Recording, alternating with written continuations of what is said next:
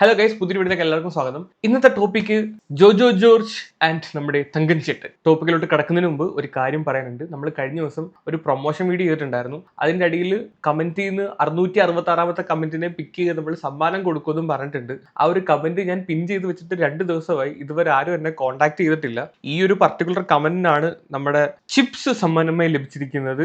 Maithili MR. So please Mythili, life of Anant എന്നാണ് Instagram ഐഡിയുടെ പേര്. ഒന്ന് കോൺടാക്ട് ചെയ്ത് കഴിഞ്ഞാൽ നമുക്ക് ഈ സാധനം അയച്ചു തരാൻ പറ്റുന്നതാണ്. ഒരു ദിവസം കൂടെ ഞാൻ വെയിറ്റ് ചെയ്യും. കോൺടാക്ട് ചെയ്തില്ലെങ്കിൽ ഞാൻ മറ്റേ കമന്റ് പിക്കർ വഴി വേറൊരാളെ സെലക്ട് ചെയ്യും. ഓക്കെ, ഓൾറെഡി ഒരാൾക്കൂടെ നമ്മൾ കമന്റ് പിക്കർ വഴി കൊടുക്കുമെന്ന് പറഞ്ഞിട്ടുണ്ട്. മൈഥിലി സെലക്ട് ചെയ്തില്ലെങ്കിൽ നമ്മൾ 2 പേർക്ക് കമന്റ് പിക്കർ വഴി കമന്റ് ചൂസ് ചെയ്തിട്ട് അവർക്ക് കൊടുക്കുന്നതായിരിക്കും. മൈഥിലി എങ്ങനെയാണ് സെലക്ട് ചെയ്തതെന്ന് ഞാൻ ഈ വീഡിയോയുടെ ഏറ്റവും അവസാനം കൊടുത്തേക്കാം. അപ്പൊ കമന്റ് പിക്കർ വഴി നമുക്ക് നാളെ ആളുകളെ ചൂസ് ചെയ്യാം. സോ അപ്പോൾ ഇന്ന് നമ്മൾ തങ്കൻ ചേട്ടനെ പറ്റി പറയാം ഗൈസ്. സംഭവം എന്താണെന്ന് വെച്ച് കഴിഞ്ഞാൽ നമ്മുടെ ചുരുളി മൂവിയായിട്ട് ബന്ധപ്പെട്ട് ഒരു ഇഷ്യൂ ജോജോ ജോർജും അതുപോലെ തന്നെ അതിന്റെ ചുരുളി മൂവിയുടെ ഡയറക്ടർ ആയിട്ടുള്ള ലിജോ ജോസ് പല്ലിശ്ശേരിയും തമ്മിൽ ഒരു ചെറിയൊരു മിസ്അണ്ടർസ്റ്റാൻഡിങ് എന്താണെങ്കിലും പറയാം. ഓക്കെ, അതുമായിട്ട് ബന്ധപ്പെട്ട ഇഷ്യൂ ഇങ്ങനെ വാർത്തയിലൊക്കെ വരുന്നുണ്ട്. അതിനെപ്പറ്റിയാണ് നമ്മൾ സംസാരിക്കുന്നത്. ജോജോ ജോർജ് ആദ്യം ഒരു ഇന്റർവ്യൂ കൊടുക്കുന്നു, അതിനകത്ത് ചുരുളിയെ പറ്റി പറയുന്നു. അതേ തുടർന്ന് ലിജോ ജോസ് പോസ്റ്റ് ഇടുന്നു. അത് കഴിഞ്ഞിട്ട് ജോജോ ജോർജ് ഒരു പ്രസ് മീറ്റുമായിട്ട് വരുന്നു. ഈ ഒരു വീഡിയോ ചെയ്ത കാലയളവിൽ ഇത്രയും സംഭവങ്ങളാണ് നടന്നിട്ടുള്ളത്. ഇതെന്താണെന്ന് ഞാൻ കൃത്യമായിട്ടൊന്ന് പറയാം. ആദ്യം ചുരുളി മൂവിയെ പറ്റി പറയാം. ചുരുളി മൂവി നമ്മുടെ മലയാളത്തിൽ ഇറങ്ങിയിരിക്കുന്ന ഒരു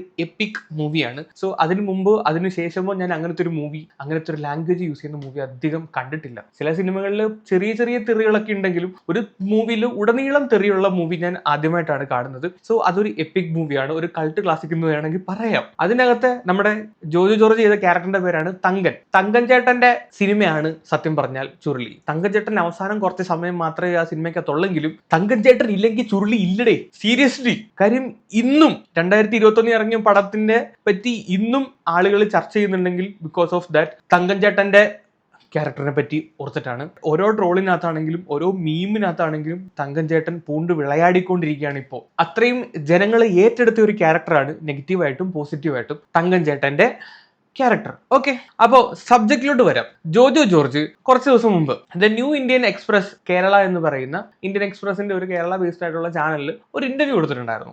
ഇന്റർവ്യൂവിൽ ഈ ചുരുളിയെ പറ്റി ചോദിച്ച സമയത്ത് പുള്ളിക്കാരൻ കുറച്ച് കാര്യങ്ങൾ പറയുന്നുണ്ടായിരുന്നു. ആ പറയുന്ന കാര്യങ്ങൾ ഞാനൊന്ന് വെക്കാൻ നിങ്ങളൊന്ന് കേട്ടു നോക്കാം. അതേപോലെ ഒരു ഏത് നടന്റെ ആഗ്രഹമാണ് ലിജോ ജോസ് പെല്ലിശ്ശേരിയുടെ സിനിമകളിൽ അഭിനയിക്കാന്ന് പറയുന്നത്? ആ എക്സ്പീരിയൻസ് എങ്ങനെയായിരുന്നു? ചുരുളി എന്നുള്ളത് ഈ തെറി പറയുന്ന വേഷൻ അവാർഡിന് അയക്കുള്ളൂ എന്ന് പറഞ്ഞതിന്റെ പേരിൽ തെറി പറഞ്ഞ് അഭിനയിച്ചത്. പക്ഷെ അവരത് റിലീസ് ചെയ്തു. അപ്പൊ ഞാനാണ് ചുമന്നുകൊണ്ട് നടക്കുന്നത്. തങ്കൻ ചേട്ടനെ ചതിച്ചു ഗൈസ്. അവാർഡിനാണെന്നും പറഞ്ഞിട്ട് ഇറക്കിയിട്ട് തങ്കൻ ചേട്ടനെ ചതിച്ചു എല്ലാരും കൂടെ. എന്നാ പരിപാടിയാ കാണിച്ചേ? ചുരുളിയിൽ തെറി ഇല്ലാത്തൊരു വേർഷൻ ഉണ്ട്. തെറി പറയുന്ന ഒരാളാണ്, എല്ലാ സംഭാഷണം തെറി കൂട്ടി പറയുന്ന ഒരാളെന്നാണ് ഫീൽ ആക്കുന്നത്. അല്ല, തൃശ്ശൂര് നമ്മുടെ ഏരിയയില് വെറുതെ സ്നേഹത്തിൽ ചോദിക്കണത് തെറി പറയണ തുടങ്ങാം. പക്ഷെ അതിൽ ഞാൻ ഡബ് ചെയ്തിട്ടുണ്ട്. വേറൊരു വേർഷൻ ഉണ്ട്. അതിന് തെറി ഇല്ലാത്തൊരു വേർഷൻ ഉണ്ട്. ഈ തെറിയില്ലാത്ത വെർഷൻ ഈ സിനിമയ്ക്കുണ്ട്. അത് അവന്മാർ IFK ഇറക്കിയിട്ടുണ്ട്. അത് നമ്മളെ കാണിച്ചിട്ടില്ല, നമ്മൾ ഇതുവരെ കണ്ടിട്ടില്ല. അതൊന്നും അതുകൂടെ റിലീസ് ചെയ്യണമായിരുന്നു, എന്നാലേ അറിയത്തുള്ളൂ. അത് മിക്കവാറും ഉടനെ റിലീസ് ചെയ്യുമെന്ന് തോന്നുന്നു ഈ ഒരു ഇഷ്യൂ വന്ന സ്ഥിതിക്ക്. അത് തിയേറ്ററിൽ വരുമെന്നാണ് ഞാൻ പ്രതീക്ഷിച്ചത്. പക്ഷെ ഈ വേർഷൻ വരുമെന്ന് ഞാൻ പ്രതീക്ഷിച്ചില്ല.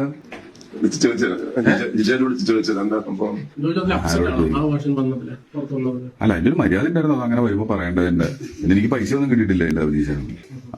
അതിന്റെ കാര്യത്തിലൊക്കെ എനിക്ക് ഞാൻ പ്രകടിപ്പിച്ചിട്ടുണ്ട്. പുള്ളി പറഞ്ഞ ആദ്യത്തെ ആരോപണം തെറിയുള്ള വെർഷൻ പുള്ളിയുടെ പറയാതാണ് പ്രദർശിപ്പിച്ചത്. അതും OTT-ൽ, തിയേറ്ററിലാണെന്നാണ് പറഞ്ഞത്. പുള്ളിക്ക് തെറ്റുപറ്റിയതാണ്. OTT-ലാണ് ആക്ച്വലി അത് പ്രദർശിപ്പിച്ചത്. രണ്ടാമത്തെ കാര്യം പൈസ കിട്ടിയില്ല എന്നുള്ളതാണ്. ബാക്കിയേക്കാം. പിന്നെ അതിന്റെ പേരിൽ കേസ് ഒന്നും എനിക്ക് ഒരാളും വിളിച്ചു വെച്ചില്ല, മര്യാദയുടെ പേര് പോലും. പക്ഷെ അത് ഞാൻ ജീവിക്കുന്ന എന്റെ നാട്ടില് ഇതൊക്കെ ഭയങ്കര പ്രശ്നമായിരുന്നു. പുള്ളി തെറി പറയുന്ന നാടാണ്. പക്ഷെ ഞാൻ പറഞ്ഞു കഴിഞ്ഞപ്പോ പ്രശ്നമായി. അതങ്ങനെ ഇത് നടക്കും.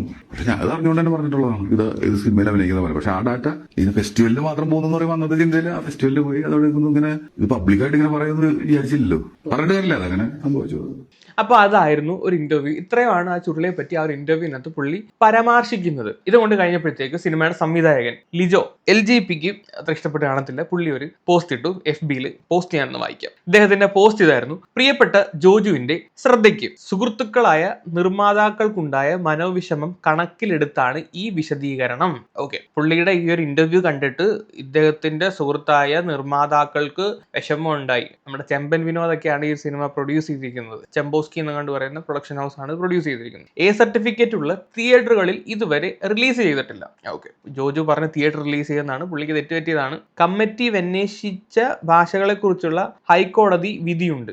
ഓക്കെ, ഹൈക്കോടതി വിധി ഉണ്ടാണ്, റിലീസ് ചെയ്തിട്ടില്ല. സിനിമ ചിത്രീകരണ വേളയിൽ ഞങ്ങൾ ആരും ജോജുവിനെ തെറ്റിദ്ധരിപ്പിച്ചതായി ഓർമ്മയില്ല. ഈ ഭാഷയെ കുറിച്ചൊക്കെ നല്ല ധാരണയുള്ളയാളാണ് തങ്കൻ ചേട്ടൻ. എന്നിട്ട് താഴെ streaming only on Sony Liv. ഒരവസരം ഉണ്ടായാലും ഉറപ്പായും സിനിമ തിയേറ്ററുകളിൽ റിലീസ് ചെയ്യും. 3 ദിവസത്തെ അതിഥി വേഷത്തിനായി ജോജുവിന് കൊടുത്ത ശമ്പള വിവരം ചുവടെ ചേർക്കുന്നു എന്ന് പറഞ്ഞിട്ട് ഇദ്ദേഹം ജോജുവിന് പേ ചെയ്ത ഒരു പേ സ്ലിപ്പിന്റെ ഇതും വെച്ചിട്ടുണ്ട്. ഏതാണ്ട് 5,90,000 രൂപ. അതിനകത്ത് 45,90,000 രൂപ GST ആണ്. 5 ലക്ഷം രൂപയാണ് ജോജുവിന് പോയേക്കുന്നത്, കൊടുത്തിട്ടുണ്ട്. ഇതിനകത്ത് ലാസ്റ്റ് പറയുന്ന ഒരു കാര്യമുണ്ട്, 3 ദിവസത്തെ അതിഥി വേഷത്തിനായി ജോജുവിനെന്ന്. ഈ സിനിമയ്ക്കകത്ത് ജോജു അതിഥി വേഷം ഒന്നുമല്ല, പുള്ളി അവസാനം മാത്രം ഉള്ളെങ്കിലും ആ ഒരു ക്യാരക്ടറിനെ പറ്റി ആദ്യം തൊട്ടേ ആ ഒരു സിനിമയ്ക്കകത്ത് പറഞ്ഞു വരുന്നുണ്ട്. ആ ഒരു ക്യാരക്ടറിന്റെ പേരിലാണ് ഓരോ കാര്യങ്ങൾ ഇങ്ങനെ ബിൽഡ് ചെയ്ത് വരുന്നത്. എന്നാലും പക്ഷെ അതിഥി വേഷമൊന്നും അല്ല, അത് ഗസ്റ്റ് റോളായിട്ട് വന്ന് കെമിയോ റോൾ ചെയ്തിട്ട് പോയൊന്നും അല്ല. അതിനകത്ത് മെയിൻ ക്യാരക്ടർ ഇങ്ങനെ തന്നെ ആണെന്ന് വേണമെങ്കിൽ പറയാം. കാര്യം തങ്കൻ ചേട്ടൻ ഇല്ലെങ്കിൽ ഈ ചുരുളി ഇല്ലടേ. തങ്കൻ ചേട്ടനാണ് ഇപ്പോഴും ചുരുളിക്കകത്ത്, ഞാൻ സമ്മതിക്കില്ല, ഉള്ള കാര്യം ഞാൻ പറഞ്ഞേക്കാം. അപ്പൊ അങ്ങനെ അതിഥി വേഷം ഒന്നും പറഞ്ഞ് നമ്മുടെ തങ്കൻ ചേട്ടനെ കുറച്ച് കാണാൻ നിൽക്കണ്ട. അപ്പോൾ ഈ ഒരു പോസ്റ്റ് ഇട്ടതിന് ശേഷം ജോജു ജോർജിനെതിരെ പിന്നെയും തീർക്കും. ജോജു ജോർജ് പൈസ മേടിച്ചില്ല എന്ന് പറയുന്നുണ്ട്. ഇവിടെ പുള്ളിക്കാരൻ വന്നിട്ട് പൈസ മേടിച്ചതിന്റെ റെസീപ്റ്റും കാണിച്ചിട്ടുണ്ട്. ഇതിനെ തുടർന്ന് ജോജു ജോർജ് ഒരു പ്രസ് മീറ്റ് വിളിച്ചു. പ്രസ് മീറ്റിനകത്ത് കുറച്ച് കാര്യങ്ങൾ അദ്ദേഹം പറയുന്നുണ്ട്. ആ കാര്യങ്ങൾ നമുക്കൊന്ന് കേൾക്കാം. ഓക്കെ, അഭിനയിക്കണം എന്നുള്ളത്, ലിജോന്റെ കൂടെ വർക്ക് ചെയ്യണം എന്നുള്ളത്, അതൊരു സൗഹൃദം, അവരൊക്കെ ആയിട്ടുള്ള സൗഹൃദം തന്നെയാണ് ആ സിനിമയിൽ എത്തിച്ചിട്ടുള്ളത്. ആ സൗഹൃദത്തിന്റെ പുറത്താണ് ആ സിനിമ ചെയ്തത്. ആ സിനിമ ചെയ്യുമ്പോൾ എനിക്ക് കിട്ടിയ, എനിക്ക് മനസ്സിലായ, എന്നോട് കിട്ടിയ കാര്യം എന്ന് വെച്ച് കഴിഞ്ഞാൽ, ആ സിനിമ ഒരു ഫെസ്റ്റിവലിന് വേണ്ടി ഉണ്ടാക്കിയിട്ടുള്ള ഒരു സിനിമയാണ്. പ്രത്യേകിച്ച് അന്ന് തെറിയുള്ളൊരു സിനിമ ഫുൾ ഉപയോഗിച്ചുകൊണ്ട് തിയേറ്ററിൽ റിലീസ് ചെയ്യുന്നു, OTTയിൽ റിലീസ് ചെയ്യുന്നു, അങ്ങനെയുള്ള ഇല്ല. അപ്പം അത് ഫെസ്റ്റിവലിന് അയക്കുന്നു എന്ന് പറഞ്ഞിട്ടുള്ളതാണ് സംഭവിച്ചത്. അതുകൊണ്ടാണ് അത്ര ഫ്രീഡത്തിൽ, ഞാൻ തെറി പറയുന്ന ഒരാളാണ്, അത്ര ഫ്രീഡത്തിൽ വെച്ചങ്ങ് അലക്കി തങ്കൻ ചേട്ടന്റെ. എന്റെ പൊന്നോ, നീ ഇജാതി ഒരു സിനിമ ഇടക്കിടക്ക് ഇതുപോലത്തെ വേണം, രസമാണ് കേട്ടോ. ഇത് തിയേറ്റർ ഇറക്കിയിരുന്ന പൊളിച്ചേനെ. ഇനി ഇറക്കിയാലും മതി, ഞാൻ പോയി കാണും. തെറി പൊതുസമൂഹത്തിലുള്ള കാര്യമാണ്, ഇതെല്ലാവരും ഇവിടെ ഉപയോഗിക്കുന്നുണ്ട്. അതിന്റെ പേരുള്ള വിഷയങ്ങളൊന്നും അല്ല ഇവിടെ നടന്നത്. ഞാൻ കാര്യത്തിലോട്ട് വരാം. അപ്പം എന്നെ സംബന്ധിച്ചിടത്തോളം അന്ന് ഫെസ്റ്റിവലിന് വേണ്ടി ഷൂട്ട് ചെയ്തൊരു സിനിമ, പിന്നീട് അത് വന്നത് ഞാൻ തിയേറ്ററിൽ നിന്നാണ് പറഞ്ഞത്. ഞാൻ ഉദ്ദേശിച്ചത് വെച്ചാൽ പൊതുസമൂഹത്തിന്റെ ഉള്ളിൽ നിന്നാണ്, OTTയിലാണ് വന്നത്. രണ്ടും സെയിം ഇമ്പാക്ട് തന്നെയാണ് ഉണ്ടാക്കിയത്. തെറിയുള്ള വേർഷനാണ് വന്നത്. IFFKയിൽ നിങ്ങൾ സിനിമ കണ്ടവർ, ചുരുളി കണ്ടവരുണ്ടെങ്കിൽ നിങ്ങൾക്ക് മനസ്സിലാവും, തെറി ഇല്ലാത്തൊരു വേർഷനാണ് IFFKയിൽ നിങ്ങൾ കണ്ടിട്ടുണ്ടാവും. അത് റിലീസ് ചെയ്യണം. പല്ലിശ്ശേരിയാണ്, അത് റിലീസ് ചെയ്യണം. നമുക്ക് അതുകൂടെ ഒന്ന് കാണണം. തങ്കൻ ചേട്ടന്റെ സൗമ്യ സ്വഭാവം കൂടെ നമുക്ക് കാണാൻ ആഗ്രഹമുണ്ടെന്ന്, അതുകൂടെ ഒന്ന് റിലീസ് ചെയ്യും. ഇത് തെറി മാത്രമേ വിട്ടോളൂ, മനസ്സിലായോ? 2 എണ്ണം ഡബ് ചെയ്ത് ഇറക്കിയിട്ടുണ്ട്. ഞാൻ ഡബ് ചെയ്തിട്ടുണ്ട്, ലിജോ എന്നെ കൊണ്ട് ഡബ് ചെയ്യിപ്പിച്ചിട്ടുണ്ട് തെറി ഇല്ലാത്ത ഒരു വേർഷൻ ആ സിനിമയ്ക്ക് വേണ്ടിയിട്ട്. പക്ഷേ IFFKയിൽ അന്നത്തെ ഫെസ്റ്റിവലിനൊന്നും ആ വേർഷൻ, തെറിയുള്ള വേർഷൻ പോലും IFFKയിൽ വന്നില്ല. പിന്നീട് പൈസ കൂടുതൽ കിട്ടിക്കഴിഞ്ഞപ്പോൾ ഇവരത് OTTയിൽ വിട്ടു, തെറിയുള്ള വേർഷൻ. അത് എന്റെ ജീവിതത്തിലെ ഏറ്റവും കഠിനമായ ഒരു സമയത്താണ് ആ സിനിമ ഇറങ്ങുന്നത്. കാരണം ഞാൻ ഒരു റോഡ് ബ്ലോക്കുമായി ബന്ധപ്പെട്ട ഒരു പ്രശ്നം ഉണ്ടായിട്ട് ആകെ ചത്താവോട് കൂടിയായി ഞാൻ രക്ഷപ്പെട്ട് വരുന്ന സമയത്ത്, അതായത് ഒരു മാസം കഴിഞ്ഞ് അതൊന്ന് ഉറങ്ങുന്ന സമയത്ത്, തീരുന്ന സമയത്ത് ആ സിനിമ മാർക്കറ്റ് ചെയ്യപ്പെടുന്നത് എന്റെ തെറി വെച്ചിട്ടാണ്. പിറ്റേ ദിവസം രാവിലെ മുതൽ എന്റെ തെറിയായിരുന്നു ഫുൾ ഇത് വന്നത്. ഇപ്പൊ ഒരു ഇഷ്യൂവിനെ പറ്റി പറഞ്ഞല്ലോ, അതിനെപ്പറ്റി നിങ്ങൾക്ക് ഓർമ്മയുണ്ടോ എന്ന് എനിക്കറിയില്ല. 2021 നടന്നൊരു കാര്യമാണ്. കോൺഗ്രസ്സുകാർ എറണാകുളത്ത് ഇന്ധന വില വർധനവിനെ തുടർന്ന് ഒരു സമരം നടത്തി, ഒരു ഉപരോധം, റോഡൊക്കെ ബ്ലോക്ക് ചെയ്ത് ഒരു ഉപരോധം നടത്തിയിട്ടുണ്ടായിരുന്നു. ആ സമയത്ത് ജോജുവും ആ ഒരു ബ്ലോക്കിൽ പെട്ട് ജോജു വന്നിട്ട് ഭയങ്കര ഇഷ്യൂ ഉണ്ടാക്കി. അത് കേസായി, വലിയ ഇഷ്യൂ ആയി മാറിയ ഒരു സാധനമാണ്. ജോജുവിന്റെ വണ്ടിയൊക്കെ കോൺഗ്രസ് പ്രവർത്തകർ എന്തൊക്കെയോ രീതിയിൽ ഡാമേജ് ഉണ്ടാക്കിയൊക്കെ ചെയ്തിട്ടുണ്ടായിരുന്നു. അന്ന് ജോജുവിന്റെ ആ ഒരു വീഡിയോ നിങ്ങൾക്ക് ഓർമ്മയില്ലെങ്കിൽ അതിന്റെ ചെറിയൊരു ഭാഗം ഞാനൊന്ന് വെക്കാം, ഒന്ന് കണ്ടു നോക്കിക്കോ. നിങ്ങൾ എന്തിനാണ് എന്റെ പിന്നാലെ നടക്കുന്നത്? നിങ്ങൾ മീഡിയ ആണെങ്കിൽ അവിടെ പോയിട്ട് അവരോട് പറ, നിങ്ങളുടെ പോലെ തന്നെ എന്നോടൊന്ന് ചോദിക്കേണ്ടത്. ഈ പരിപാടിക്ക് കൂട്ടുന്നത് നിങ്ങൾ അവിടെ പോയി കവർ ചെയ്യും. എത്ര ആൾക്കാർ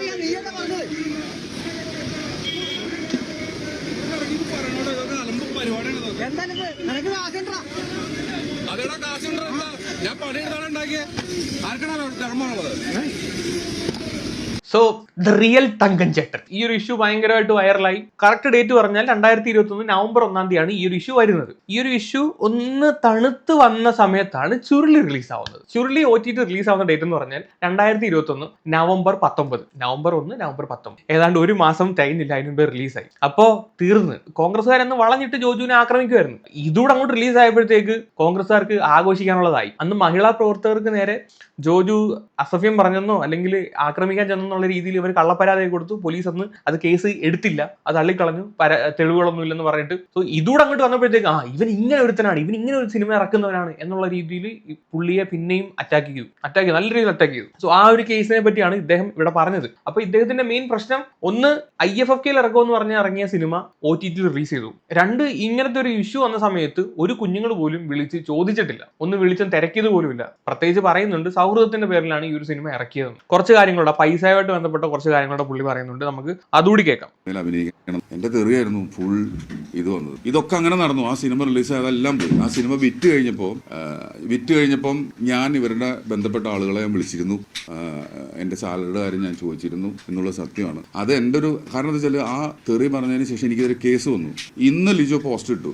ഈ നിമിഷം വരെ എന്നെ അതിന് തൊട്ട് മുമ്പ് വരെ ഒരാൾ പോലും എന്നെ വിളിച്ചിട്ട് എനിക്കുണ്ടായ വിഷയങ്ങൾ എന്താണ് എന്നുള്ളത് ചോദിച്ചിട്ടില്ല. പിന്നെ ഞാൻ കഴിഞ്ഞ ഇന്റർവ്യൂവിൽ ഇത്രയും വർഷത്തിന് ശേഷം അത് എന്തുകൊണ്ട് പറഞ്ഞു എന്ന് വെച്ച് കഴിഞ്ഞാൽ സോ OTT റിലീസ് ചെയ്തു, നല്ല രീതിയിൽ ഹിറ്റായതിനു ശേഷമാണ് പുള്ളി വിളിച്ച് പൈസ ചോദിച്ചത് എന്നാണ് പറയുന്നത്. അതായത് പൈസ കൊടുത്തതിന്റെ റിസിപ്റ്റ് ആണ് ലിജോ ജോസ് ഇവിടെ ഫേസ്ബുക്കിനകത്ത് പോസ്റ്റ് ചെയ്തിരിക്കുന്നത്. അതിനകത്ത് നോക്കി കഴിഞ്ഞാൽ മനസ്സിലാവും 5 ലക്ഷം രൂപ മാത്രമാണ് പുള്ളി കൊടുത്തിട്ടുള്ളത്. ജോസഫും പൊറിഞ്ചു മറിയും ജോസും ഒക്കെ ഇറങ്ങി നിൽക്കുന്ന സമയമാണ്. അത്യാവശ്യം നല്ല രീതിയിൽ ഒരു സ്റ്റാർ വാല്യൂ നിൽക്കുന്ന സമയത്താണ് ഈ ഒരു സിനിമയ്ക്കകത്ത് വന്ന് അഭിനയിക്കുന്നത്. അപ്പൊ എന്റെ ഒരു കണക്കൂട്ടിൽ വെച്ച് 5 ലക്ഷം രൂപ അല്ല പുള്ളിക്ക് കൊടുക്കേണ്ടത്. പുള്ളിക്ക് അതിനേക്കാളും മാർക്കറ്റ് വാല്യൂ ആ സമയത്തുണ്ട്. മേ ബി അതുകൊണ്ടായിരിക്കും പറഞ്ഞത് എനിക്ക് അതിനകത്ത് വലിയ ഒന്നും കിട്ടപ്പോയില്ല, വലുതായിട്ടൊന്നും പൈസ കിട്ടിയില്ല. കാര്യം 5 ലക്ഷം രൂപയ്ക്ക് വേണ്ടിയിട്ട് അതിനേക്കാളും കൂടുതൽ തെറിവിളിയും നാറ്റ കേസും ആയിട്ടുണ്ട്. മനസ്സിലായോ? അന്ന് ആ ഒരു ഇഷ്യൂ ഉണ്ടായ സമയത്ത് കുറേമാര് പറഞ്ഞു ഇവൻ ചുരുളിയുടെ സെറ്റിൽ നിന്ന് വന്ന വഴിയാണ്, അതുകൊണ്ടാണ് റോഡിൽ കടന്ന് ഈ സമരക്കാരെ എതിർത്ത് തെറിവും വിളിച്ച് പ്രശ്നം ഉണ്ടാക്കിയത്.